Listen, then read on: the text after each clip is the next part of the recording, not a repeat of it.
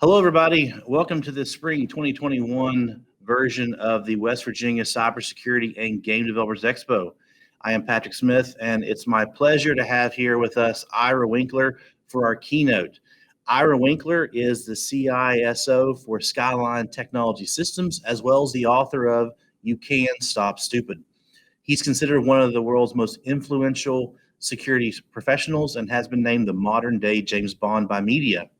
He did this by performing espionage simulations where he physically and technically broke into some of the largest companies in the world and investigated crimes against them.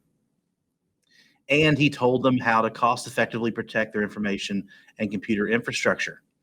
He continues to perform these espionage simulations as well as assisting organizations in developing cost-effective security programs. He's won the Hall of Fame Award for the Information Systems Security Association, as well as several other prestigious industrial awards.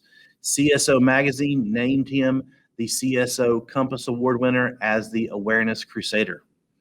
He's the author of the riveting, entertaining, and educational books Advanced Persistent Security, Spies Among Us, and Zen and the Art of Information Security. And I can attest to the fact those are fantastic books. Go get those. He also writes for a variety of online sites such as the RSA Conference, Dark Reading, and Computer World, as well as several other industry publications. He's been a keynote speaker at almost every major information security related event, and I'm very happy to know that he's gracing us with his presence here today on 6 different continents. You just got to do one in Antarctica now, and you'll be good to go, I'm sure. And he's keynoted several events in many diverse industries. He's frequently ranked among, if not the top speaker at those events. He began his career at the NSA, where he served as an intelligence and computer system analyst. He moved on to supporting other U.S. and overseas government, military, and intelligence agencies.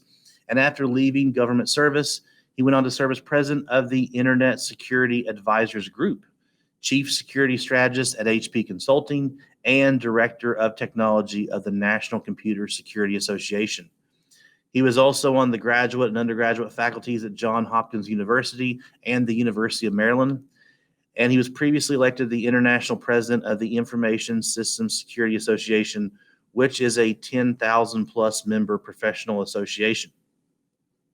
He has written several books out there, also including the book Corporate Espionage, which has been described as the Bible of information security field, as well as the best-selling Through the Eyes of the Enemy. Both books address the threats that companies face protecting their information, and he's also written hundreds of professional and trade articles, has been featured and frequently appears on TV on every continent, and has also been featured in magazines, newspapers, such as Forbes, USA Today, Wall Street Journal, San Francisco Chronicle, Washington Post, Planet Internet, and Business 2.0. Ira, thank you so much for coming and talking to us here today, and I cannot wait for everyone to be able to hear about your experience, about your advice, and your expertise, sir. So I'm going to hand it over to you, and we'll have a Q&A at the end for anybody who wants to ask some questions. But I'm thrilled, sir. Thank you so much. No, I'm honored, and I apologize. When you said my bio, I didn't realize it was more than, I sent you more than the paragraph. But anyway, my last book is called You Can Stop Stupid, which is the presentation we're talking. So anyway, let's talk about You Can Stop Stupid, because I'll admit, I've been focused on the human aspects of security since I started. I started doing espionage simulations by doing what's referred to as black bag social, most people call it social engineering. I call it human elicitation or black bag operations and things like that, given my intelligence background and the work I did with the government. But for now, I always hear things like I've been focused on the human aspects, and it's always frustrating. I used to love going out and people would have me steal billions of dollars from their company, and I would have fun doing it. I would love doing it. Then they'd have me, great, now tell everybody how you did it so people aren't going to fall for the same things. And I would go in, and no matter what happened, pretty much the situation never got better. So I would do whatever I could, have highly notable results, tell everybody about it, giving them awareness, just never worked. And then what happens is throughout the decades, you start hearing like, oh, we're going to have funny awareness. We're going to do this. It's like, I'll tell you, my awareness was pretty funny. And the Wall Street Journal actually described it simultaneously as hilarious and harrowing because they were invited to see one of my corporate presentations. And again, did absolutely nothing in really what I call moving the needle. Every so often there were small successes, but nothing major. And then throughout the decades, you have all these carpetbaggers coming into the industry, and I hear them start, they are like, well, you can't stop stupid, or let's create the human firewall, or let's do this. And I'm sitting there like, this is so wrong. And, then it's like, here's the problem. When I hear people say you can't stop stupid, I cringe. As a security professional, it is your job to stop stupid. If a CFO, for example, ever walked into a board meeting and said, hey, you know what? We just experienced a $20 million loss, but it was a user error. You can't blame the user. You can't stop it. It's like, then they were like, you know what? We can't blame the user. We blame you as the CFO because we put you in place to implement systems that stop and mitigate financial losses like this. The CISO should have the same level of responsibility, the same level of accountability. Again, it is your job to quote unquote stop stupid, and it should be integrated into everything you do. So let's start out with some basics. What is stupid? There's the dictionary definition, having or showing a great lack of intelligence or common sense. Now let's dive into it. If you hire people with a great lack of intelligence, whose fault is it? Obviously, it's yours. You're not going to hire geniuses for every position, but simultaneously, you have to stop and think, does the person have the intelligence required to do their job? And if they don't have that, again, that's your fault for hiring them. Then the question is, again, the next part is common sense, showing a great lack of common sense. Well, fundamentally, you can't have common sense without common knowledge. In other words, if I tell you, I don't know how many people watched The Big Bang Theory, when it was on. It was a great show. Let's face it, Big Bang was pretty awesome. And you would have Sheldon look down at everybody because, again, it comes down to common sense knows which flies faster, the African or European swallow, if you get the Monty Python reference. That's not common sense unless you have the common knowledge required to do a job. To say, wow, there's a lot of phishing messages out there. That's common sense. It's like, you know what? A lot of people don't have the common knowledge to make that common sense. So that is your job, to impart the common knowledge. Did you give the people the training, or did you assume the common knowledge, which is what a lot of people do assume in their awareness training. And more importantly, it's common sense. Common knowledge first, but it's common sense that people will eventually fail. If they failed and you did not plan for that failure, who's not showing the common sense there? So again, who's the stupid one? You or your stupid users? Now here's the thing. It's not really you. As I started out, you've been fed a bunch of crap over the years. You hear about let's create the human firewall. Then you hear let's have the users your last line of defense. Or you have users the first line of defense. And what this is what I call, it's bro science. Again, bro science, if you work out in a, like one of the quote unquote lunkhead gyms where, like people, you hear all the bros in the gym talking, well, more protein, bro, more squats, bro. It doesn't necessarily work like that. If eating protein is all you needed to grow muscle, you wouldn't have to work out. But the fact of the matter is, there's a lot of that in the human aspects of cybersecurity because we have a lot of people who read a book or hear things and all of a sudden become an expert. Let me tell you something though. Fundamentally, the main regular firewalls suck. Why would you want a human one, which is going to be even less reliable? And then if your users are your last line of defense, we have failed as an industry. Because think of it this way. Your users are not your last line of defense at all. Because frankly, what happens if a user is malicious? And if you say you're going to empower your users to be your last line of defense or your first line of defense and they're malicious, you're kind of screwed. That's not a good thing. But the whole problem is they're focusing on the proximity of the error. In other words, a user makes the mistake that causes a major loss to your organization. So therefore, let's just fix the user. Let me ask you this question. How did that phishing message get to the user? Did it just magically appear in front of them? No. The phishing message had to first off violate many layers of internet protocols, internet protections, so that some bad person can originate the phishing message. Then your system, which likely has spam filters, anti-malware filters, and so on, had to go ahead and let that phishing message through. Then once the phishing message was through, it had to be provided to the user. And then if the user clicks on the message, it does not mean you should allow everything to be accomplished. It's like, well, the user clicked on the message. How can I stop a malware that clicks when a user clicks? It's like, no, you have anti-malware. If it's to send out credentials, no, you have data leak prevention. And if it's like importing a file that's coming through an encrypted channel, you have SSL or TLS inspection. The user is never your last line of defense, and that's a cop-out. That's a gross ignorance on the part of the community. But the focus on the proximity of the error is where the cybersecurity and especially the awareness community is failing. So here's the analogy I get.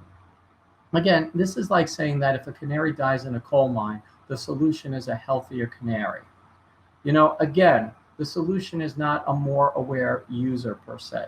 The solution is, for example, making sure there's not enough poison, there's not poison gas in a coal mine before you have to worry about the health of the canary. Now, clearly you don't want the canary to drop dead, but for old age, as an example, freaking everybody out.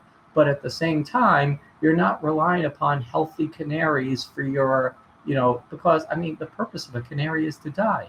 Users are likewise a symptom of a problem, much like the canary is the symptom of a problem. So here's Newman. There'd be a little animation if I got the right screen working. But anyway, this is Newman. Hopefully you all know Newman, and this is showing him doing accounting. If you remember the episode, adding up the number of bottles that they're going to drive from New York to Ohio to get a larger return on their deposit. But anyway, and the reason I show this is accounting as an organization, like I previously mentioned, has been dealing with human error, human-related issues throughout its entire existence. The first time, because they know users make mistakes, users might want to just steal money, users do a whole bunch of things. So what the accounting field has done is implement an entire series of protection, mitigation, countermeasures along the way, just to ensure that if a user ever tries to do something, they try to limit what a user can theoretically do for a period of time. They then go ahead and then as the user is actually doing something, there are controls upon what they do. Then once they do something, assuming it's not right, computers these days check it in real time, or perhaps there's audits or whatever else. And then if something ever gets through in accounting, they go back and figure out what the problem was and make sure it doesn't happen again. From a systems perspective, not from tell the user to be more aware perspective. Anyway, a lot of people, you wouldn't know, but I'm a master scuba diver trainer. And one thing that is, when I started, and the first time I actually heard the expression, you can't stop stupid, was when I was going through instructor training for scuba diving. And what happened there was the course director, as they're called, well, he just said, you can't stop stupid. He's like, no matter what you do, somebody's going to do something where they could get themselves killed. And statistically, scuba diving is safer than bowling. However, the issue here is that when I heard that, I'm like sitting there thinking, wait a second, we are actually taking all this training just to stop stupid. Everything in scuba diving, and especially instruction, is done with mitigating problems that have happened in the past. we start out before we put, even accept the student, we give them health forms. We make sure that they can, then if assuming everything's okay, we put them in a pool, make sure they're not going to freak out and when they get in the water so they don't panic and drown that way. Because, many people who drown are just drowning because they're panicking. But we put them in the water just to make sure they're comfortable for 10 minutes floating, as an example. And then we give them hours and hours and dozens of hours of training. And, in class book training, most of it is safety procedures. Then once we know that they have passed the test, then we put them in a shallow pool of water, have them do basic skills where we then go ahead and slowly take them deeper. But we inspect their equipment, they inspect their equipment, they're trained, we make sure they get in and all that sort of stuff, that it's safe till we bring them deeper. Then once we know they could do everything safely in a confined area, then we take them to open water, and then we put them in open water. And in this case, here's a situation where, and I highlight this because just in this case, what happens is it's assumed, and I don't know if you could see my cursor, but you have this person here who's an instructor who's trying to show people how to do what's known essentially as a fin pivot, from what I could gather from the picture. And you can see he's trying to test people one by one. Now, the thing is, you have 4 students there, and he's probably not very focused. He's only focused on one at a time. And I mean, I've had people one time where I'm doing something like this, and some person, no matter what I tell them, decides to look under the platform, which can get them trapped theoretically. So anyway, in the corner of my eye, but what happened was I have this red circle around and it's barely visible, but there's actually somebody hovering there, which would be a dive master. So a good instructor knows to take a dive master with them to watch the rest of the class while they're focused on someone else. So anyway, but even then, assuming something goes wrong, we have protocols in place. We know where all the hospitals are, where you bring emergency equipment. We have insurance. The facilities have insurance. The school has insurance. We even take out health insurance on the students just in case they get hurt. A lot of people don't know that, but it's a common practice that they have extra insurance, whether, just in case something happens. But it's risk mitigation throughout by knowing how people can get themselves killed and how to prevent it. That's not to say nothing ever happens, but again, it's mitigated. The whole concept, there's a field called safety science. And in safety science, what they look at is a user injury or an injury on the part of somebody is a problem with the entire system. That's new school safety science. Old school safety science used to say, hey, if somebody injured themselves, why were they stupid enough to injure themselves? Now they realize, and safety science saves organizations tens of millions, potentially hundreds of millions of dollars. Because if a factory, for example, goes down and crippled because somebody injures themselves on a factory line, depending on what line that is, again, could cost the company millions of dollars in minutes. But what do? They look at the user as part of the system. A safety incident is a result of a failure of the entire system. Why was the user in the position to injure themselves? Why did they injure themselves? How did they injure themselves? How could they better mitigate that? How could they better respond to it? And so on. They look at all the enabling factors, but again, the proximity of the error, in other words, the user is just the proximity, and the proximity is just a symptom. Now, adopting that to cybersecurity, the user is just a symptom of a failing of the entire system. And we've got to start to realize that it's not making a human firewall, because again, it's not going to work. You need to have an entire system that's focused on mitigating the loss. Let's take a look at how this was applied. For example, I don't know if you recognize these 737s, but these are all the 737 MAX jets, which I think they finally got approval to get back in the air now. But anyway, what happened was 2 737 jets basically nosedived into the ground, and they blamed the pilots. And the question is, was that actually pilot error? Question, could the pilots have actually saved the planes? And the answer is actually the pilots could have saved the planes. But these problems did not initiate with the pilots. These problems were initiated years before because Boeing basically, it's less expensive. Boeing needed a new generation of airplanes, and they used to, for example, have they would have the seven, like the 727s, this or 707, 727, 737, 747, 757, 67, 77, and so on.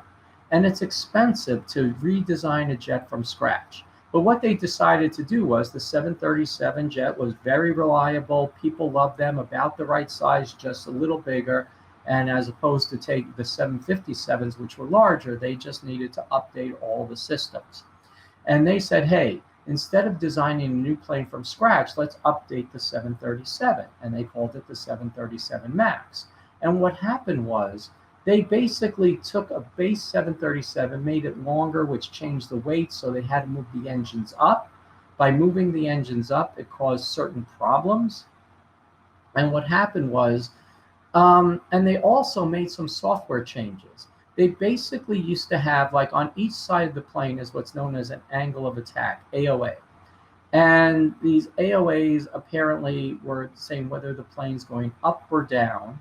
And if there was a mismatch, they used to warn the pilot. Well, they took that away and basically said, okay, Mr. Pilot, you have to get that on your own.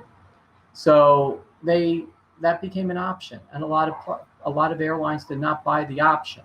The sensors were faulty. If something happened then and there was improper training, they changed the indicators. Once they changed the indicators, the pilots didn't know about it proactively. And what happened was when the planes did it, the plane nosedived itself into the ground. The pilots tried to pull it up. Anyway, they ended up wrestling with the plane. They had to take off the autopilot. They took it off. They fixed it and turned it back on, thinking everything was okay. That's how these things happened. And was that the pilot's fault? It's like, in theory, pilots could have done something, but they were overwhelmed at the last minute, and that's not fair. Now, let's talk about where blame tends to fall. When you look at things, and in safety science, they found out that 90% of actual problems with the user were initiated by the environment, not the user itself. The environment put the user in a position where, for example, an injury was almost inevitable. And that's the thing. So, for example, when I do awareness programs, I work with the organizations. I usually work with their safety program. And one organization I work with is a manufacturing company. And I was walked around and they showed me, it's like, well, we're in the warehouse. And they said, look at these yellow lines. And they were telling me it's like up until a year ago, they had a lot of injuries where forklifts were driving around and ran into people. And what happened was they looked at all these different issues and they said, you know what? Cheapest thing, let's just draw a yellow line down and say forklifts stay to one side, the people stay to the other. And then what happens is, you know what? All the injuries pretty much went away. They're like the only remaining injuries that happened were when users were on their cell phones and walked across the line, or pretty much the forklift drivers were less than stellar in their driving or not paying attention. So what is that 10%? That 10% is carelessness, blatant ignorance, lack of training, malice. Never underestimate malice as a potential cause, because people who are malicious cause the most damage. But in essence, awareness and training might fit in for that 10%, but it's still only 10% of the problem. Now, here's a concept of applied behavioral science. And when you look at applied behavioral science, they find that awareness is really going to be 20% of solutions, because what we're talking about is behavior. We need people to behave properly and safely. But what happens is awareness basically is an antecedent. An antecedent is supposed to influence behavior. A behavior then goes ahead and generates a consequence. There's always a consequence to behavior. Even if it's nothing, no consequence is essentially a consequence that influences the behavior. So, for example, you tell somebody that's hot. Like, I'm not going to go to the kid on a burner, but I'm in a restaurant. Hopefully, we'll be there more frequently soon. But I'm in a restaurant and a server come over and say, hey, the plate's hot. I'm like, I'm a man. Give me that plate. I grab the plate.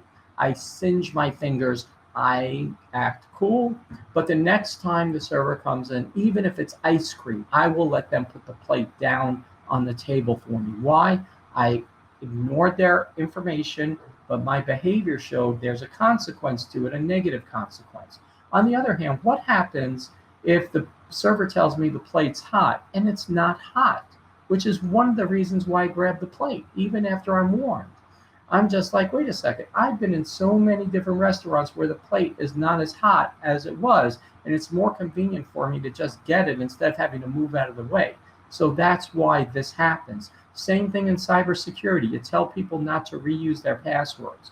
What happens when they reuse their passwords anyway? Absolutely nothing. And they had that experience in the past, and that's why they're going to keep doing it, because there are no consequences. So remember this as we go on. So now let's move to another science, counterterrorism. In counterterrorism, there's a whole talk of boom. And people in cybersecurity are starting to say, we're going to move left. Move left, means, move before the attack per se. Move before the incident. Counterterrorism has had this as a phrase for, who knows how long at this point in time. But essentially, left of boom is what, essentially the events leading up to an attack. Boom is the attack. Right of boom is after the attack. How do you respond? So in other words, in general, left of boom is protection, prevention. So it might be in the real world, if we're talking terrorists, some people try to stop terrorists from existing, hunt them down, and so on. Some other people focus on protection, in other words, hardening facilities and making sure that the facilities are not vulnerable to attack. Then at the point of boom, for example, the point of an attack, this is why, for example, a terrorist attack might be in place. You have bomb resistant, cargo holds, as an example, on airplanes. Also on airplanes, you would, for example, have hardened cockpit doors so they can't storm the cockpit as easily, and so on. But then there's response. In response, it's basically, okay, how do we go ahead and make sure there are enough people to get in place, mitigate the incident in progress to stop it from becoming worse? Then recovery, how do we get things back up and running as quickly as possible? And then resilience, how do we learn from that and make it even better so it doesn't happen again? Clearly, lots of cybersecurity applicability here. But each phase essentially involves protection, detection, and reaction. The canary, the dead canary, is only involved at the point of boom for the most part, only when something's going wrong. 90% of the attacks involving a user compromise, when we do this, we focus on the user as boom in general in cybersecurity. And why? Because it should be. 90% of all attacks are targeting the user. They're going to say the user is the weakest link. I'm going to say the user isn't the weakest link. You are, because that's the point you have left the most vulnerable. If you leave the computers unpatched, the computers will be the most vulnerable. Again, there's so many different things, but it's not the user that's vulnerable, it's your strategy that's vulnerable. Anyway, and I also want to introduce a new term to you, many of you, user-initiated loss. Because here's the other concept. A user doesn't cause damage or loss. The system does. That's critical. So if a user clicks on a phishing message, it does not mean the message automatically results in the loss of your whole operation. For example, if a user clicks on a phishing message and downloads software, if the user doesn't have permission to install the software will not execute. If the user tries to send out data, your user doesn't send out the data, your system sends out the data. And things like data leak prevention, things like preventing attachments to emails, for example, might be one thing. Web content filters would likewise stop a whole bunch of stuff. Your user is not the cause of the loss. They initiate it. Your system is what enables the loss. And that's a critical acknowledgement. Now, also more important, I don't say user error, because user error implied the user made a mistake in some form. Maybe it is an error. Maybe it's, carelessness. But you can't make an error if you don't know it's the right thing to do. So maybe the user is ignorant. Maybe somehow the system forced it. Like if there's a lag and you accidentally click on the wrong place because your system display is slow, so the cursor's not where you think it is, or maybe it's just outright malice. Either way, the reason the loss is initiated is irrelevant. But your job is to stop the potential for the user-initiated loss, stop the actual user initiation, but then also mitigate the loss after it's initiated so it doesn't be realized in a loss. So left of boom, what you do is you start preventing users from being in a position to initiate it. For example, filtering out phishing messages, maybe taking users out of the process is a way to look at it.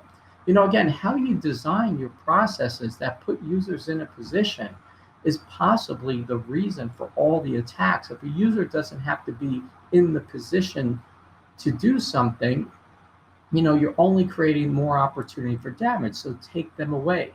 Maybe you limit the decisions, give them least privileges so they can't, for example, even if ransomware takes over, there's a limit to what they can encrypt with ransomware and so on. But anyway, also I say create a culture. What I mean by culture in this case are the consequences to assist. And consequences can be good, consequences can be bad. But make sure the culture is helping facilitate this in left of boom. For example, stopping people from tailgating, having everybody wear a badge. If everybody wears a badge, everybody will wear a badge. If nobody wears a badge, any poster you put up will never work. And again, users might aid in detection, like I said, with tailgating, they might stop somebody or so on. I mentioned governance briefly, but governance is supposed to define how an organization functions. And you should be defining each and every potential action a user can take. So there is no, in theory, user discretion at some point in time. Then at the point of boom, a user is presented with the opportunity to initiate a loss. What do they do? Do they do it? Do they detect it, prevent it, whatever? And remember, at some point in time, it could be accidental, careless, willful, malicious. It could be forced. And there's a variety of things you can do to help. There's nudges, there's tools. For example, it's common on email tools or email gateways that they now tag a message as external. You can do more than that. You can get tools which say, hey, this email doesn't look like it's going to where you think it's going. Do you want to open it? Again, help the user make better decisions. And then along the way, policies and governance. What I tell people is they're creating Elmer Fudd's. And it's unfortunate how many people do not know who Elmer Fudd is. Elmer Fudd was always trying to catch Bugs Bunny, the wascally wabbit. Elmer Fudd spoke with a speech impediment. And he always was on the lookout for Bugs Bunny. And every time Bugs Bunny would put on a disguise, Elmer Fudd would not be able to recognize him. And what happens is we are telling our users in awareness training, be on the lookout for hackers. Watch out for this bad guy who's going to try to steal your stuff. And we're essentially creating Elmer Fudd's always looking for the bad person, as opposed to someone who knows how to do things right. You don't have to tell people who to watch out for if they just do the right actions by default.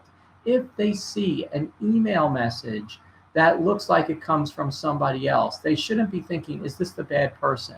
If they get a message that says it's from the CEO, that says, I need you to send out this type of information, they shouldn't be thinking, is this the CEO or is this the wascally wabbit? They should be thinking, what am I supposed to do with this type of request from anybody?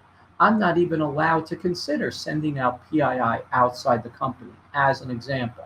So you're trying to teach people with governance and policies, and your awareness program should be telling people what is the right thing to do, not who are the bad guys and what to be afraid of, because there will always be another wig Bugs Bunny can put on. So now, right-a-boom, loss has been initiated. Again, initiated. It doesn't mean realized. Does the environment expect it? For example, if users don't have admin privileges, they might not be able to download software at all, completely stopping the ransomware problem. Do you have additional protections in place? Again, DLP, mitigation, sandboxing, a whole bunch of other utilities can go ahead and proactively mitigate user-initiated loss. And fundamentally, somebody in your organization should be sitting down and saying specifically, what are the potential losses a user can initiate, and how would they initiate them, and what type of protection should I put in place. Instead, we just say, oh, the user clicked on a message, stupid user. That's like saying, gee, there's my kid over there. He's taking a metal knife and trying to stick it in the outlet. Hey, stupid kid. It's like, no, you stop those things proactively. Anyway, most important, after an incident, go back, analyze the incident, see what caused it, see what enabled it, and don't focus on why did the user do it. The proximity is not the cause of the incident. The user initiating a chain of events is not why your whole network got taken down. Your whole network got taken down because it sucks, because a user is allowed to do something. That is the problem. The proximity isn't the cause. And everybody says, well, it's hard to go back and figure why a user did something. Safety science does it, accounting does it. If there's an operational loss, they do it. Everybody else is doing it. Cybersecurity should be no different. And again, if 90% of incidents result from some form of user-initiated loss, you could probably do that for the rest of the organization. Again, analyzing processes. And, are you analyzing and coming up with a strategy, or are you just slapping on tactics whenever you see a potential problem? You got to go ahead and do a full analysis. Let's talk about right now we're supposed to be in tax season. So let's, for example, say we're going to talk about CEO fraud, where some bad guy sends an email message to a user saying, hey, I'm the CEO. I want you to send out all the W-2 information, assuming you're in the U.S., the W-2 information to to my new accounting firm. In the first place, when a bad guy does this, there should be email filtering. The message should never get to the user theoretically. But then you tag the messages as external. And the message should say, hey, this comes from outside the company to provide a nudge when it gets to the user. Then when you start to look at it, here's a low-level HR person, and the HR person says, here's the CEO. He wants me to send out all the W-2 forms to somebody new. And the problem is, you go ahead, you process it, and the person shouldn't say, is this really the CEO? The person should say, wait a second, I am being asked to release PII. What is the process for that? It's like, well, I'm not allowed to release PII outside the company. I need to give it to perhaps the head of HR, who's then going to elevate the request to the general counsel to see if it should be released. And the person should be trained in that, and they should reinforce. And the person should say, okay, I'm going to go ahead and pass this upstream. And it doesn't matter whether it's from the CEO. But then what happens is, let's say the user makes a mistake, or let's say this Fisher person goes ahead and fools the head of HR and the general counsel. Then what happens? You should have a warning that says, hey, you're attaching a sensitive file going outside the company. That's a bad thing. And somebody should also say data leak prevention software should stop it as well. But if a bad guy can get through all that, bad guy deserves some credit. But on the other hand, if you're not doing this, if you're just training people, hey, that might be the wascally wabbit, then there's a problem with your issues. But if everybody knows here's the process for how to release PII, you don't have to worry about all the potential scenarios. You just focus on the right thing to do. So anyway, consider the overlap I just mentioned, handling of PII versus warning of just the CEO. You stop a lot of things there. DLP doesn't stop W-2 fraud, stops a lot of other attacks. In tagging and filtering of incoming mails on servers, again, stops many attacks. Warning of attachments, again, same thing. So if you're looking through a couple scenarios, you're going to start to get a lot of the prevention for most scenarios quickly. And again, if you mitigate 90%, again, the 90% that are targeting the user as the primary, you're probably going to get a lot of the remaining 10% as well, just through the countermeasures you put in place. I badmouth awareness, many people would say, but awareness is still mandatory. Awareness is a critical risk reduction tool. Every time a user doesn't click on a phishing message, that's an awareness-related story. Every time a user locks their desk, it's an awareness-related story. And you need to focus on that because, yes, awareness has its problems, but if a user can only create problems because the rest of your system failed, everything will fail. But every part of your program is a risk reduction tool. And awareness is a risk reduction tool. And the one thing I hate about people over trying to define awareness and saying we're creating the human firewall is they're setting unrealistic expectations. That's where the problem is. Awareness is, however, when done properly, a very good risk reduction tool that you need to consider implementing. But if you take nothing away, are you throwing around random tactics to stop your greatest source of losses? Saying, hey, you know what? I need some email filters. You know what? I need an awareness program. Let's see. Give me some funny videos. Or do you have a strategy from start to finish and say, what are the issues a user can create? Where are they coming from so I can stop them before a user can create the problem? And what are the mitigations I need to put in place? Because I know common sense and common knowledge tells me a user will inevitably make a mistake. How do I proactively create a strategy to stop that? That's what you need to be doing. Again, create a strategy, not just throw up a bunch of tactics. Oh, users make mistake awareness. That's a tactic, not a strategy. And that's why awareness fails. So anyway, most important takeaway, your users are just your canary in the coal mine. They are essentially telling you where there are problems with your overall cybersecurity posture, and that's what you need to be addressing.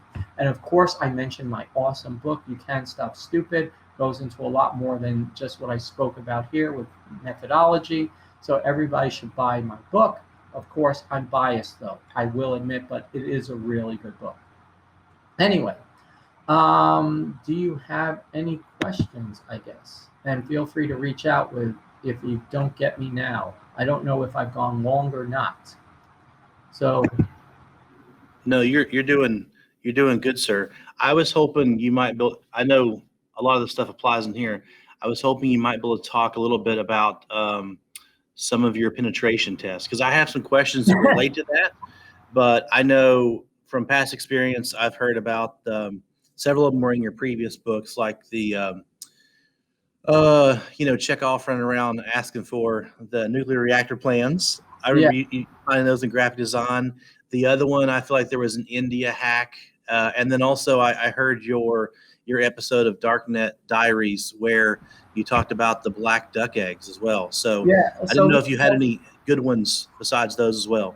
Yeah, so I'll I got a bunch of them, but let me talk about the black duck eggs one. So with black duck eggs, oh, sorry, shameless pitch of my book for a second, but so with black duck eggs, and I'll focus on that one. See, that refers to my friend Stan. Stan was a defector from the GRU. And when I do espionage simulations, I tend to use, former intelligence and special forces people. So I have my Navy SEAL friend. I have Stan, the Russian GRU spy master, literally, one of their top spies inside the country, stealing U.S. secrets for a period of time. And Stan has a sixth sense about him. And when, you're looking at it, and this is why, I hate people doing social engineering. This is why I'm going to try to focus on this one, for example. Because Stan, you talk about this. I took a course in NLP. I read the book Influence by Cialdini. Here's what Stan does. Stan, a spy like Stan has had years of hands-on training, classroom training, how to manipulate people. And Stan would have this sixth sense of how to stay alive because he was in some hostile areas where people potentially want to kill him, like China and the United States, obviously. And what happened was I took Stan and Stu, the Navy SEAL friend, and we went on a penetration test of a high-tech company in the Southern California area. And what happened was we were going around and, Stan, Stu and I, we let Stan go off by himself. He does the counterintelligence. How would somebody attempt to recruit an insider or something like that? And so we're there and we're driving around, and pretty much Stu and I doing the physical black bag operation. We drove into a facility, it was the main research and development for a Fortune 500 type of company. And what happened was we drove on the facility. The guards are just waving people on in the morning, not checking for badges. We get to the main computer center for the research and development, and everybody's just walking in. And so I tell everybody, just keep following me, just follow me in. And then I assumed that the data center would be in the basement. So we just go downstairs to the basement. I find a door with a cipher lock, obviously going to be the computer room. And what happened was we just start, waiting outside the door, and then I'm just plugging numbers in, and somebody goes ahead and basically, comes out the door, and then he's like, oh, holds the door open for me and my team, walk into the operations center. Pretty much all the computers were left logged on as the admin. So went ahead, added a new entry to .r host file, so we're able to network in from anywhere in the company by that point in time as a trusted user. Also added a new admin user to the network and everything else. And then we walked around, stole lots of stuff, pretty much got everything we needed within, frankly, was supposed to be there a week. Stu and I got everything within 4 hours. So anyway, we went ahead and Stu and I ended up leaving. We went to lunch, did a bunch of things, and we leave Stan there. Stan calls me up, and like 3 days later, I remember this. I'm standing in DFW airport, waiting for my airplane coming back from a different client, and Stan calls me up. He's like, Ira, there are black duck eggs on the menu, and I'm like, what the F, Stan? Stan comes up with a lot of what the F moments, and I'd say, he's like, Ira, my naive American friend. He's like, we drive around, you show me Chinese restaurants, because again, Stan was a Russian intelligence operative. His primary target throughout his career was China, speaks fluent Mandarin, and he decides, when he sees high-tech companies, I forgot one thing, Stan was with us, and as we're walking around, he's like, Ira, what are all these Chinese American dictionaries doing up on the shelves here? I'm like, have you seen U.S. colleges lately, Stan? And Stan's like, I'll look into this. So anyway, we're walking around, and then so Stu and I leave, and Stan decides he's going to go to the Chinese restaurants in the area, looking for those restaurants owned by the Chinese, actual Chinese people. And he goes in and he walks to Chinese. He's like, I go to Chinese restaurant number 1. People very friendly, food not so good. And he's like, okay. Then I go to Chinese restaurant number 2. Chinese restaurant number 2. With their menu written only in Chinese, with Chinese delicacies I can't get in San Francisco, and I'm paraphrasing here, let alone this little piece of crap town in the middle of nowhere. And then it starts hitting me. And then he's like, and they give you meeting room for free, 10% discount. You can negotiate 15% discount if you want. I'm like, Stan, you could probably negotiate free. Yes, free. And then he's like, and to hold your meetings in their back room. So anyway, what China has done was set up a front operation inside this Chinese restaurant because Stan recognized these delicacies he can't get in San Francisco, let alone a little town here in the middle of nowhere. And what happened was, he's walking around and he surmises this is a Chinese front operation, because these front operations, what they do is they create social settings where people who are first generation or native Chinese would come into there, recognize the delicacies. It allows them to very quickly pick out who might still potentially have strong ties back to China. They then go filter them, say, oh, my friend, you like our delicacies. Would you like something special? Do you have family in China? You would like to stay healthy. Please give this to us. Are you, this is how they recruit. So anyway, that's something Stan found. A Chinese intelligence operation, I was told after the fact, they made 12 arrests out of that restaurant as an example. So that's one. What's another good one? So is there another good one you want? Well, I can say one, the ones that I've heard, I always found it interesting. I don't remember whether it was the nuclear reactor plans or not. But yeah, okay. One of the two that you did, you went to corporate headquarters, went through all the trouble to get a badge made. Then when you try to show up at one of their branch offices that morning, it didn't matter because the guy was just waving everybody in because it was 8 a.m. It was like you went through all the processes and the procedures, and you didn't even need it to begin with. Well, yeah, again, it comes down to the same thing. Guards hate slowing down people on major facilities during morning rush hours. In that story that you mentioned where I got the badge, and actually that led to the nuclear reactors, again, Global 5 company, and what happened was they essentially hired me and my team to do an espionage simulation. And what happened, they said they hired 3 different companies to do, penetration tests. And all 3 of them they were big 4 firms, came out and said, we have full control of your network after 2 weeks and hundreds of thousands of dollars. And the CISO went to the CEO, and the CEO said, okay, so what? So anyway, then the guy was frustrated, brought me in and said, hey, here's the issue.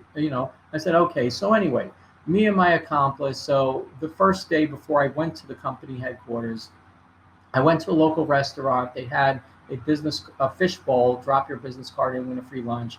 Picked out a random business card from somebody from the company, then drove up to the headquarters. The guy was like, at the headquarters facility, they asked for my badge. I go, oh, I forgot it. Can I show you my business card? He's like, sure. So I showed him the business card, got in. There was a underground garage, and they had one of those gates that goes up and down. But anyway, if you follow close to the car behind you, the gate would stay up. So we went into the garage under the headquarters, ended up taking the elevator. Again, the door had these HID cards, but everybody held the door open for each other. Went up, found an empty meeting room or empty office, basically made that my new office, had the operator, called up the operator, said, this is my phone, can you reset it for me? So they did. Anyway, then I took my accomplice down to the front desk, and we came in from the inside entrance, not the outside. And I go, hey, how do we get badges? And she pointed me the security office.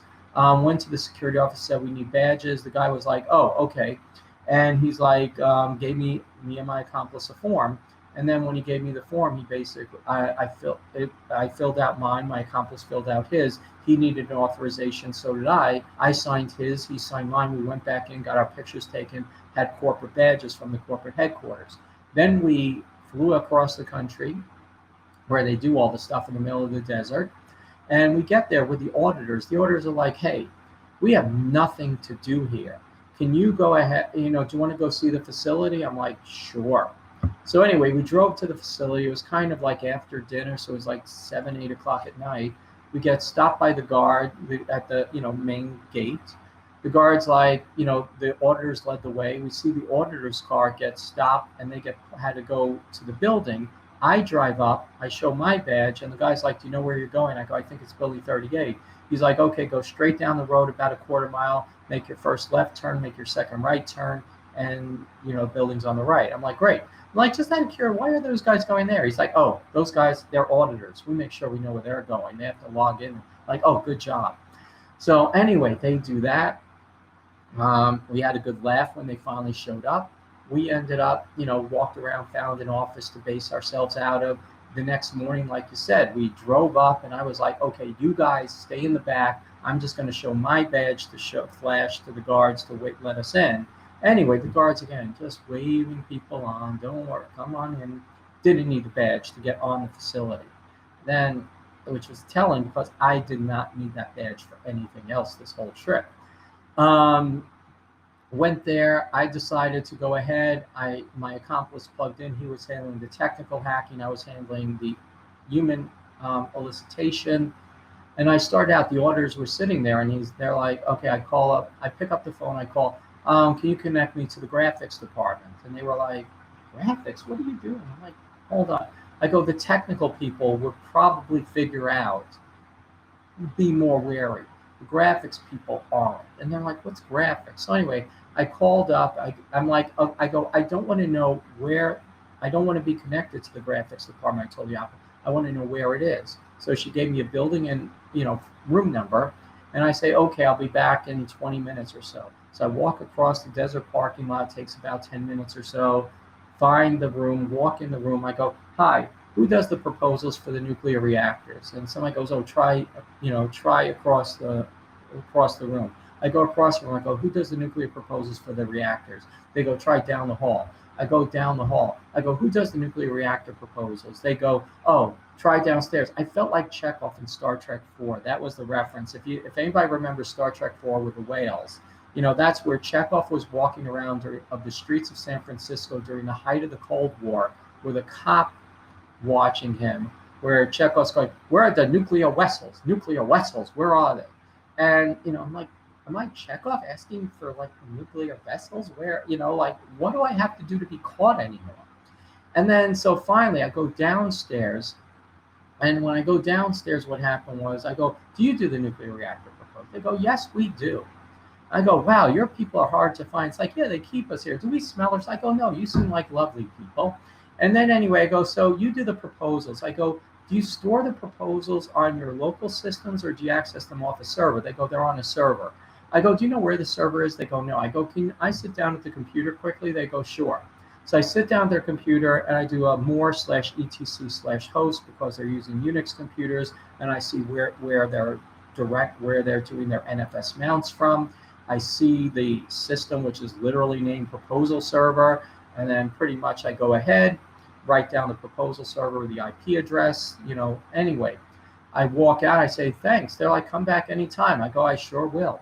Anyway, walk out and I call up my accomplice. I go, here's the name, here's the IP, whatever. And then I walk back across the desert parking lot another 10 minutes or so and walk back in. He goes, okay, got it. I'm like, wow, that was even quick for you. And he's like, oh, by the way, should somebody be logged on from India on these systems? I go, probably not. So I get on the phone, I call up the head of the CISO, I go, and I'm telling him what has transpired so far. He's like, how could you have got so far in just an hour? I go, you forgot the 3-hour time difference. It's only been, sorry, how could you have got that so far in 4 hours? I go, you forgot the 3-hour time difference. It's only been an hour. He's like, whatever. And then anyway, I'm talking to him, and then I go, I have to ask you, because he's cursing, like, how could this have happened so bad? And then I go, by the way, should somebody be logged on from India? And then he goes, I don't know, maybe we have a subcontractor. I go, let me be more specific. Should somebody be logged on from India as the super user on this system? Then he starts really cursing, and then we had to change the pen test to an incident response at that point. So anyway, that's the story that combines a few different things you might have mentioned. Yeah, totally. Well, I know you'd also had another one, I feel like, where they brought you in as a temporary worker, and then you were trying to get, for example, remote access. So you basically forged the signature. The interesting thing that I found when I listened to your Darknet Diaries episode, which was great, the black duck eggs, was that when I'd previously heard you talk about the nuclear reactor and having to forge a signature to the security advisor, I hadn't heard you talk about the aspect of how your team was made up. And actually, Bill Gardner wanted me to tell you, he said hello, but he also mentions here the Captain Kirk password story that I remember hearing as well about the lady whose last name was Kirk. And she explained that her grandfather really was a captain, so there was a Captain Kirk. Yeah. But I had never heard, before I listened to the Darknet Diaries, that I never knew that you were bringing in military people. I kind of assumed you were doing a lot of hacking. So can you talk a little bit about that aspect of it? I know you brought it up here with the black duck eggs, but usually in my class, like, we're always talking about tailgating. We're always talking about complex passwords and securing your wireless, that type of thing. How do you find it useful to have those people on your team? Because I do have a person that's asking, you pull it up here a second. They're asking about what should they actually get into? Here you go. Yeah. So what certifications would you recommend, and what kind of career path would you recommend someone actually do to go ahead and get into this field? But I wanted you to talk about, possibly the military and the spy side of the fence too. Yeah, so let me talk about something critical. I am, a lot of people call this, what's the word? Gatekeeping. I don't consider it gatekeeping. I consider it getting people, because when I was an intern at NSA, I took a 3-year training program, had to take lots of courses, had to do rotational assignments and do things like that. And, essentially at NSA, the operations part, what you're trained in is how to rapidly detect vulnerabilities and how to rapidly exploit it. I have a friend, CIA operatives. They take 2 years of training in the career training program, I think it's called, or at least it was. And it's 2 years of intensive training in basics, in like go to the farm in Virginia and figure out, and they take basic courses in how to detect vulnerabilities, how to read a person. I mean, I have my CIA and GRU friends, they can read through someone in a second. That is not something that's ingrained in them. Likewise, Navy SEALs, 18 months of training, then field work, then so on. And the thing is, they take this, and it's life and death for many of these people. It's not just a random thing. If these people screw up, it's life and death. So they're very careful about what they do, how not to be caught. Because here's the issue, and most significantly, and I'll give you I hate to criticize Stu, but this is actually a true thing. So there was one time where Stu and I were doing a penetration test, a physical test. And what happened was we were pretty much done. And for some reason, we walked by the head of the operations who managed, who was in charge of the facility. We walked by them, and in the very last thing, we were compromising. And what happened was the guy I convinced to escort us. I told him we're from corporate headquarters. We are looking for, wires people can trip over. So I need to see all the servers and comms room. And I would then obviously play with them when I was back there just to make it, Anyway, the guy gets a phone call and says, what can we do? He's like, who are those guys you just walked by with? And he's like, I don't know, some people from corporate. That's what I'm guessing. He's like, well, I want to talk to them before they leave. So the guy's like, it's like, well, that's my boss. He wants to talk to you before you leave. So anyway, I'm going to take you down to the lobby and wait. So I'm sitting there with Stu. And Stu, again, if I need to put explosives on the sides of ships in enemy harbor, Stu is my number one choice. If I need somebody to lie, Stu is a Boy Scout. He's a terrible liar. So anyway, there we are. And I'm like sitting there with Stu. Stu's like, should we make a run for it? I'm like, oh God, no. Anyway, because that would have created a whole incident. He's like, what are you going to do? I go, I don't know yet. And then, so what happened was the guy comes over. He's like, so why are you here? I'm like, well, he's like, well, why didn't someone tell me you were here? It's like, because I like to know when people come. And it turned out I quickly read the guy. He wasn't curious as to who we were, what we were doing. He was curious to why we did not kiss his ring when we got to the facility. And I'm like, well, I don't know. He's like, who can I complain to? And the headquarters was in California. We're sitting in Virginia at, North Carolina Triangle. And we're sitting there, and the guy's like, well, who can I complain to? And I give him the number of my point of contact in California. And I'm like, well, he's like, I know him. I'm going to give him a call. So anyway, Stu and I leave, get back on the plane. I'm in the DC area. We get off BWI Airport, get a call there. A few hours later, he's like, Ira, I just got a call from this guy. Do you have any idea why? I tell him what happened. He goes, well, what should I do? I go, what would you do if this guy normally called you? He's like, I'd ignore it. He's an ass. I go, ignore it and see what happens. And I go, just for the record, even if you would have done something, we are now 400 miles away. So it doesn't count that.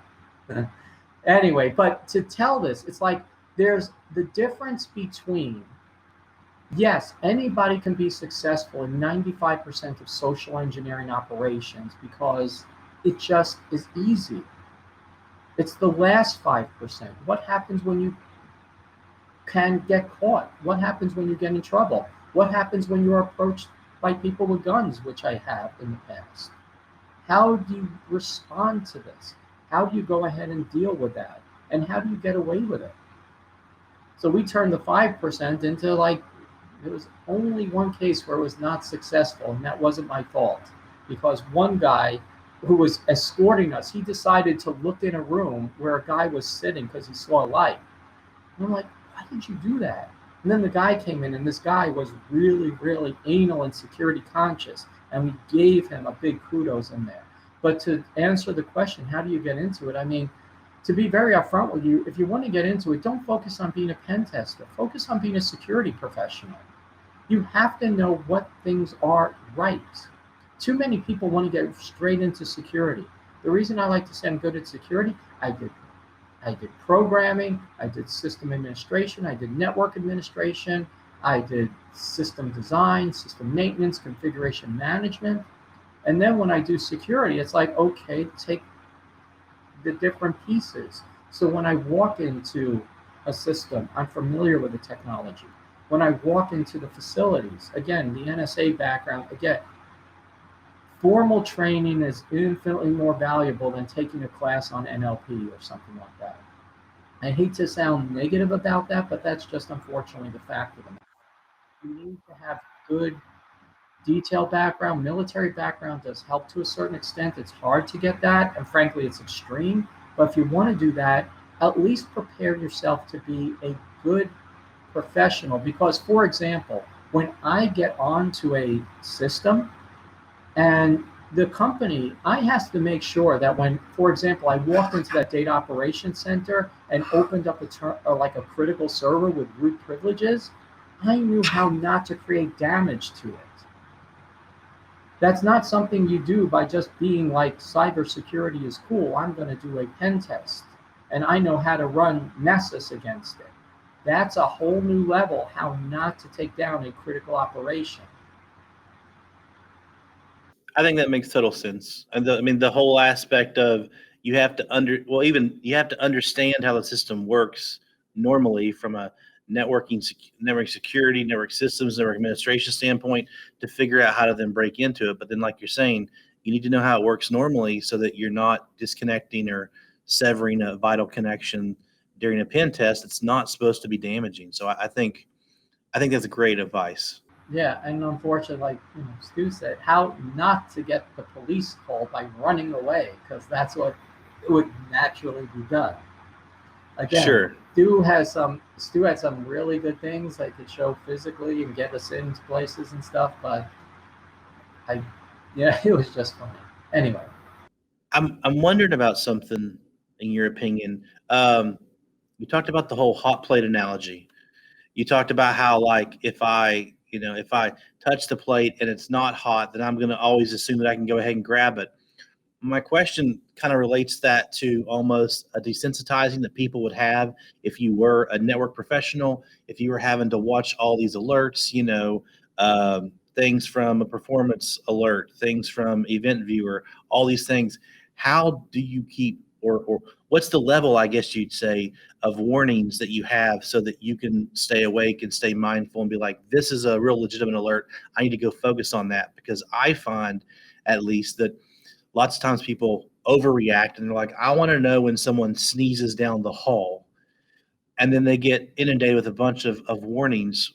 Where do you find a happy medium for that when you're trying to explain to your companies, once you've done the triage for them, what they should be looking for, what they shouldn't be looking for, so they can stay awake, stay nimble, and not be desensitized to these possible warnings? so here's the thing: you really need to start.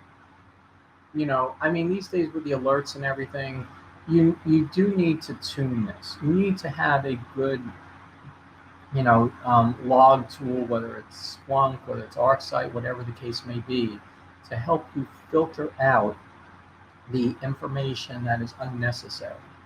Because I mean, like with all the logs are good as long as somebody reads it, but you need to apply some intelligence to how you read it.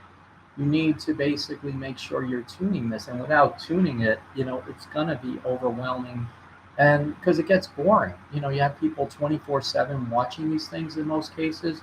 The goal is not to bore people. The goal is to ensure that you're going ahead and you know seeing what is important. Is like a doctor. Like, it's great to see a doctor to get a health checkup, but if you're reasonably healthy, you don't need the doctor to say, hey, you know what, my fingernail is kind of growing crooked, is there something wrong with me, or something like that. It's like you need to say, what are the symptoms I really need to know about besides of the periodic checkups? And just need to fine tune that. And there's no magic way of doing it. It's just a matter of looking at your logs and being able to say, okay, these logs are not interesting. Maybe hopefully you have some intelligence behind it where you could say, hey, wait a second. One failed login attempt is okay. If I have 4 failed login attempts, that's not okay. So you just don't want to look at every single failed login, because when you're looking at a flood of like 1,000 failed logins, you're going to miss where the one person has 4 failed logins. So anyway, that's Okay. Well, having heard, your talk here today and having heard your prior talks, I know that I love your talks about you're doing your espionage simulations, because It is you practicing what myself and Scott Nicholas often preach in class. I mean, it's talking about tailgating. It's talking about using complex passwords and not letting people use the word captain if their last name's Kirk. It's talking about securing their wireless. It's talking about, if you've had a lot of turnover, keeping track of which offices are completely empty and is someone allowed to plug into there. We love to talk about those because lots of times I find in our classrooms that our students sometimes kind of like shake their heads in disbelief. They can't fathom that people would do this. And you were saying, it's not, the lady that did captain was not stupid. She was not trained that captain was a bad password. So we need to make sure we have a good security training system in place. I'm wondering, through your time doing this, what have you seen? Are there any common failings that are constantly happening at places? Like when we talk about all these different ones, I see them isolated. I see tailgating being a problem. I see the ability that, one person can sign your form and somebody else can sign their form, and there's no checks and balances. Are there common occurrences that people are regularly doing that we'd want to make sure to preach to our students? Make sure this doesn't happen at a location. Well, in general, I'd say probably when I look at a good place to focus on is the CIS 20. And the reason I say that is 20 is a finite set of controls. It's easy, but they're categories more than they are individual controls. It used to be like the, SANS Top 20, which were technical vulnerabilities. Then it became the CIS 20 because it did. And what happened was, those are basic controls that people should look at putting things in place. Because at the end of the day, people hear cyber hygiene and they yawn at this, but for updates, too many permissions, no awareness, good awareness. I hate to say, so many awareness programs are well-meaning, but they're just bad. And that does relatively nothing. You really need to make sure people just do things right, because awareness telling people what to be afraid of, not good. Awareness telling people how to do their job and integrate it into their daily job, that's how it should be done. And it sounds like a fine line, but it is very different. It's like when I create a password, I have to create a good password. I don't need it as a game. I don't need, like, most awareness training is a bunch of shoulds, and people should all over themselves. Awareness has to be portrayed as a must, not a should. Secure, and that it's not awareness, but security practices should be a must, not a should. I don't care if they're hard. It should be considered filling out a time card. How to do that today? Pain in the behind. It's an annoyance. I work. They know I work, but still, I have to log on the system, enter it in the system, get paid, submit, and somebody has to sit there and approve it. Why? Because that's what accounting says should be done. That's what's done. It doesn't matter. It's a pain. Nobody says, poor Ira, he has so many things to do. Let's just pay him anyway. Nobody says that. They say, fill out your time card. It's part of your job, or you don't get paid. Period. And everybody does it. Why is a good password optional? Why are cleaning your desks optional? Things like that. So that's another layer. But from a technology perspective, all I have to say is good cyber hygiene, putting things in. There's lots of great technologies. Zero trust is more of a buzzword for least privilege, but the problem with least privilege is the technology. That technology is in place now that can help implement that. So, for example, even if somebody walks into the company and plugs into the network, if they're using something like Zscaler inside that company, they're on the network. They can't connect to anything though. They need to have the right agent, be authenticated on the network to get access to the apps. Because really, at the end of the day, cybersecurity is about access to services. And if you could limit services to zero, because zero trust is just a funny word for least privilege. And so if you can limit it to like having no privileges until you're granted privileges, that saves a lot of the grief, for example, that you're mentioning. Does that mean that they get nothing? No. Good attacker will figure out a way to get something, but it starts off with higher hurdles. Anyway, hopefully that explained that. No, I think that makes sense. Yeah. Scott, do you have any questions? Well, I totally agree with what you're saying there. You know, you don't want to be low-hanging fruit, right? Yeah. The harder that you can make it for somebody, the less likely they're going to be to choose to attack you. You know, they move on to a better target.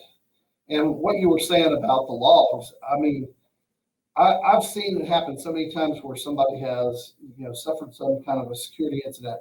And so they say, okay, I'm going to turn on all this auditing. You know, I'm going to monitor everything. It's like people who say, I'm going to close every port on my firewall. And you do get so much data that, you know, if no one's looking at it, it does you no good at all. Mm-hmm. And so the idea of being able to filter through all that stuff so that you don't just get immune to seeing all that auditing data, you know, is a great point. Yeah, well, I mean, you have to stop and think about it. In your daily life, there are important things like, you know, just for example, in hearing sounds and stuff like that, driving a car. There are so many different things, all this information around you. Cars coming in the other lanes, cars in your lanes, cars behind you, cars in front of you. At the end of the day, you stop, you're driving, you figure out, okay, what's important and where do you put your focus on? You generally put your focus on, you know, where the attention needs to be and all that sort of stuff. And that's in front of you. You know, maybe to the side of you if a car comes close and everything. You know, even sitting here in the house, my dog is a 6-month-old puppy decided to come in, and I have to try to filter him out now as he hears my voice and started licking my hands at the moment that you can't see. So anyway, I don't know if that means he has to go outside, but you know, it's just life. And you have to learn, take the real world and apply the same in the cyber world.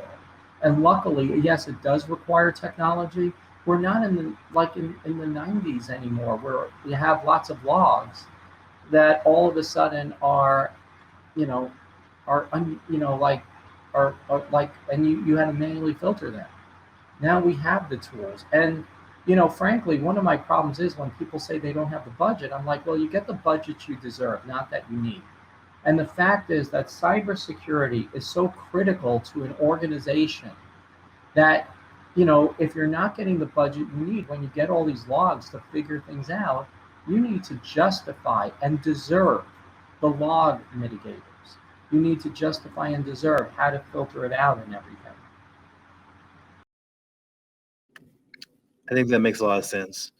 One last thing I thought about, have you ran into issues where speaking of like trying to get the budget you deserve, higher ups say, well, you know, I'm the CEO. I want to do what I want to. I don't want to have a screensaver with password protection on my computer. Like, I'm the CEO. I write your paychecks.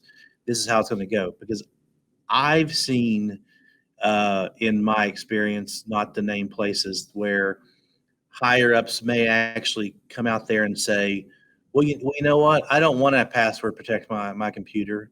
And you say, you may have very confidential information that's higher level than me. Why exactly don't you want to put a password on that? So that, well, it's too much. Maybe I'll forget the password. And I'm like, well, that's a whole other ball of wax. Here's how I would say this is get it in writing. If they're the CEO, they're in charge saying they want that, say, please email me a request. Because yes, it's your job, you have to listen to people, but get it in writing. Say, I'm sorry, can you please send that to an email so I can have that as an action item? And get them to document their stupidity. That's good, because that's CYA, right? And then make sure you load a whole bunch of extra software on there. So you're covering, you know, CYA, try not to curse, but you're trying to get the extra, and then put the extra software on there.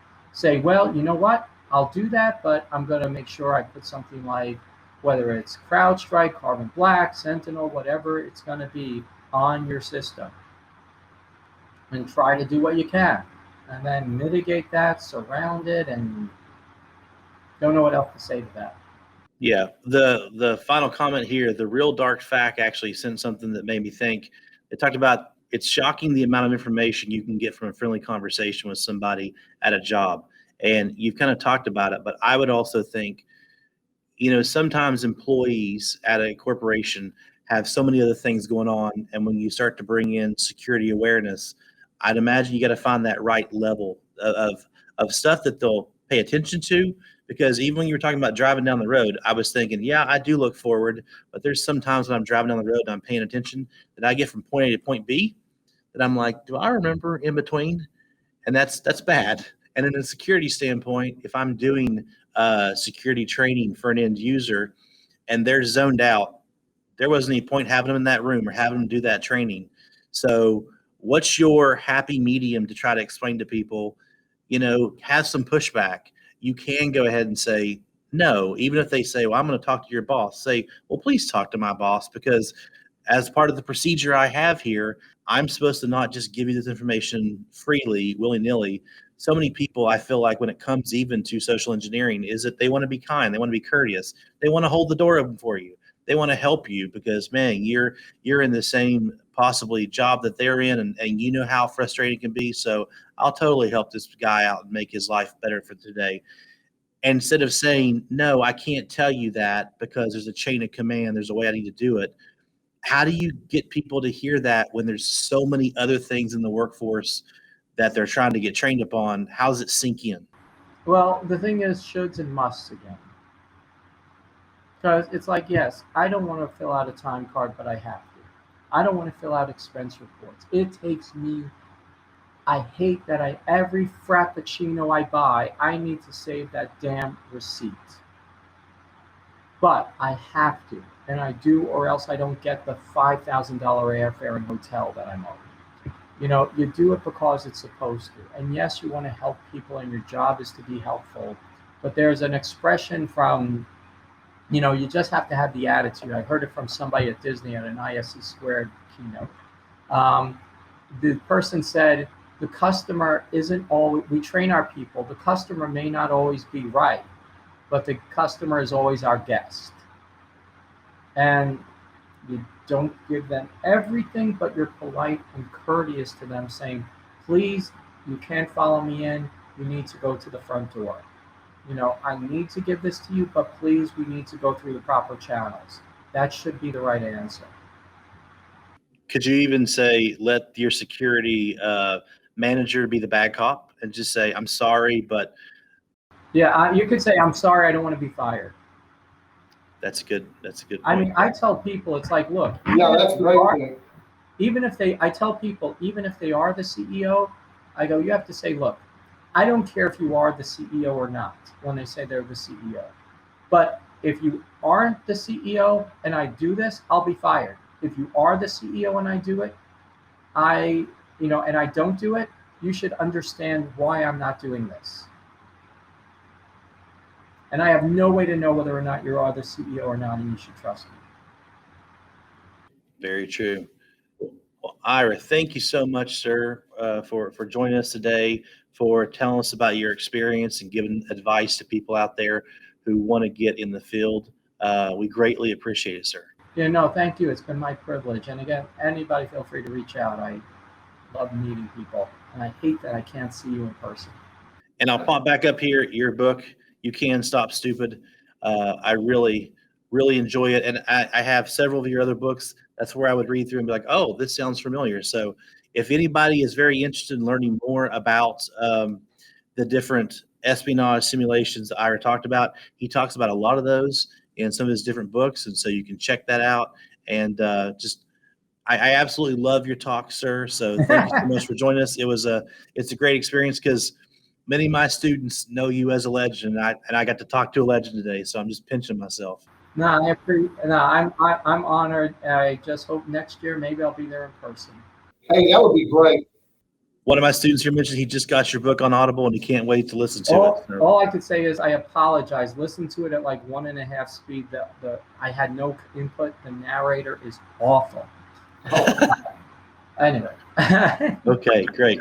I was told if you read it at like 1.5 or fast, maybe it sounds normal. And then you get through it quicker. But anyway. Okay. Okay, thanks everybody. I really appreciate it. Thank you very much, sir. Thank Yes.